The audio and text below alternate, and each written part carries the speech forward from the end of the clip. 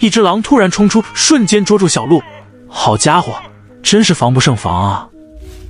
要说单只狼捕猎成功率并不是很高，只有狼群才是他们获胜的关键。当然了，如果捕捉不是太大的猎物，也是有可能成功的。毕竟食肉动物每一个都是狠角色，他们还是有些手段的。再听一听狼的叫声，还真是霸气啊！我们接着往下看，这时鹿妈妈带着小鹿正在觅食，他们却不知道危险正在悄悄临近。因为一只狼早已隐藏在不远处，准备伺机捕食它们。此时，鹿妈妈已经先一步向前走去，而小鹿在后边好像感觉到了危险，也赶紧跟了上去。但小鹿还是走得迟了。只见一只狼突然冲出，瞬间就把小鹿捉住了。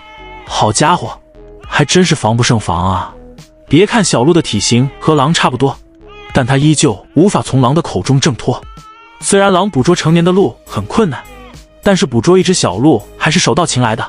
就这样，倒霉的小鹿轻松的就被狼捕获了。不得不说，单只狼的战斗力也是很强大的。